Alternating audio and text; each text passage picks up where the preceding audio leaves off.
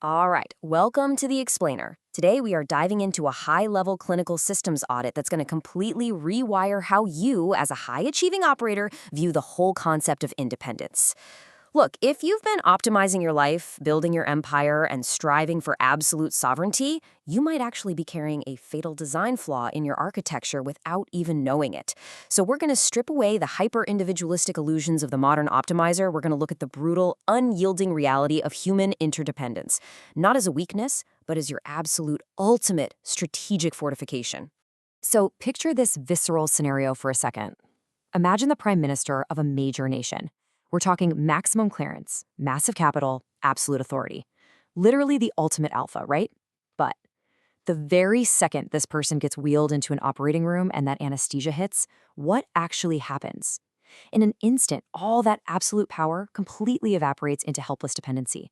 Their status, their wealth, their physical strength, none of it matters. At that exact moment, they are entirely dependent on the competence, the integrity, and the execution velocity of another human system. Okay, let's dive into this. Why does that happen?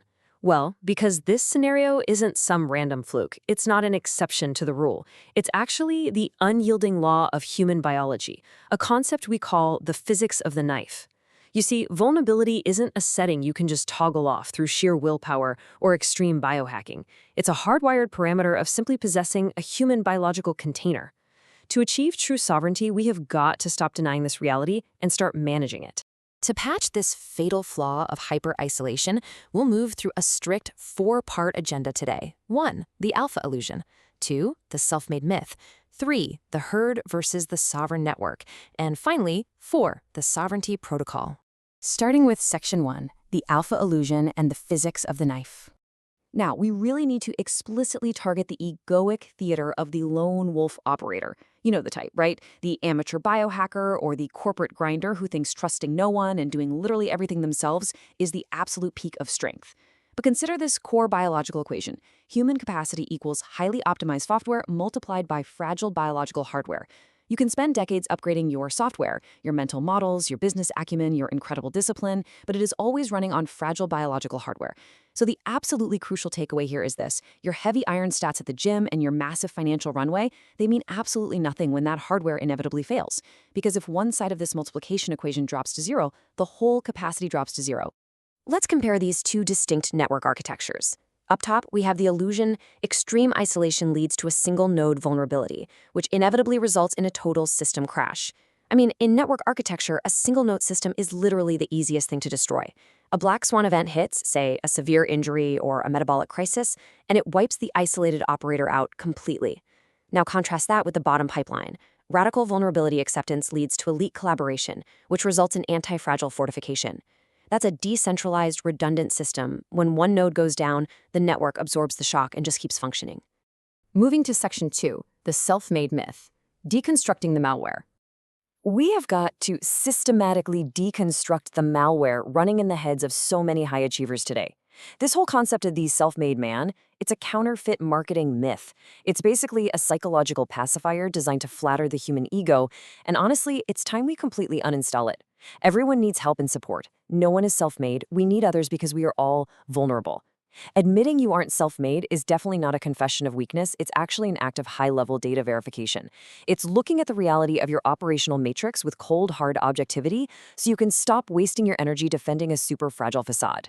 Now, what's really interesting here is if you audit your elite baseline right now, you'll see it was actually compiled by a massive decentralized network of inputs. I mean, you aren't lifting those heavy iron templates in a vacuum, you're leveraging decades of sports science innovators. The supplements you deploy rely on incredibly complex global pharmaceutical supply chains. Even your critical thinking frameworks, they were extracted from ancestral philosophers who quite literally bled for their data. The reality is, you are the product of immense historical collaboration. Section 3, Herd versus Sovereign Network, the structural balance sheet. And this brilliantly illustrates a critical distinction that needs to be made here.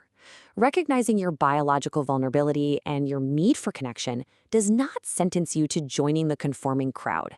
There is a massive structural difference between dependent groupthink and high-leverage collaborative autonomy. Let's weigh the structural balance sheet here.